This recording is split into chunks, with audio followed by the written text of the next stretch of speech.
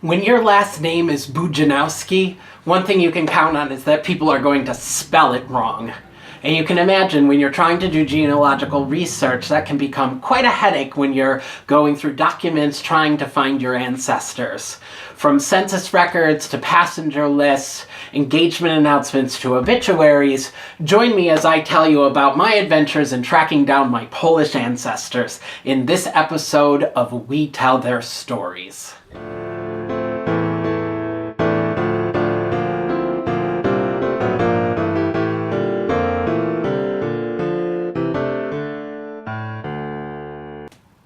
My grandmother, Frances Constance Bujanowski, was born in 1934, and I started a lot of my genealogical research by being able to sit down and talk to her and ask her some really great questions. She was the youngest of 3 kids. Her parents were Chester Bujanowski, who was born in 1907, and Winifred Rogozinski, who was born in 1903.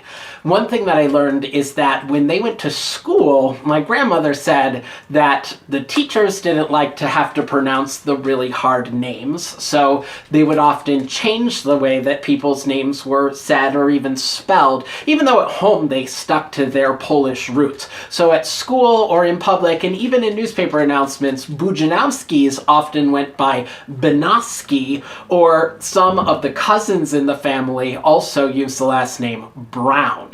My grandmother's engagement announcement and her wedding announcement both list her as Frances Benoski, and I've seen other documents that will use Benoski but then also use the full name Bujanowski. I was lucky enough to know my great-grandparents, and I do have some really good and distinct memories from spending time with them. In particular, I remember my great-grandmother always puttering around the kitchen and around the house, and I have never had a better chicken soup in my life.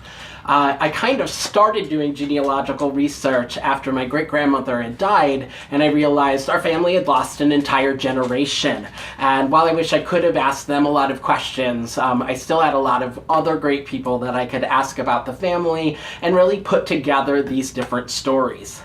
So following the Bujanowski line, the first time that we see my great-grandfather Chester Bujanowski in a census record is in 1910. He's living with his parents and 5 siblings, and there's 8 boarders who are living in the house at 8 Caddy Street in Amsterdam. This is what the house looks like today.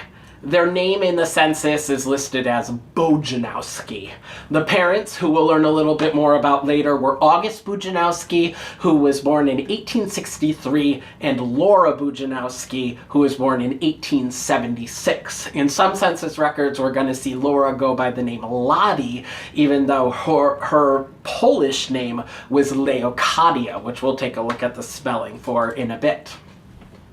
We'll find him in the 1920 census, where he has 6 siblings, and one of them happens to be living next door. So when you're looking at census records, make sure that you always look at who else is living in the neighborhood. You'll see that if there's people of the same ethnicity, in this neighborhood in particular, there were a lot of Polish families living around. In the 1920 census, it is actually written as Bujanowski, their last name. The next time we see my great-grandfather, he's now married to my great-grandmother, Winifred, and they're out on their own in 1930, and by the time you see the 1940 census, they have all 3 of their children. So my grandmother is only 5 years old in that census, and then her brother Chet and sister Vicky are living in the house. That census does a great job dealing with the name, because you can see that it says Bujanowski, and then it says Benoski in there as well, so it has both of those spellings. In my next video, I'm going to tell you more about the life of August and Laura Bujanowski, from their trip to America and the ever-growing Bujanowski family here in this country. If you enjoyed learning a little bit about my Polish ancestry, like this video, subscribe to my page, follow the hashtag WeTellTheirStories, and I hope to see you around.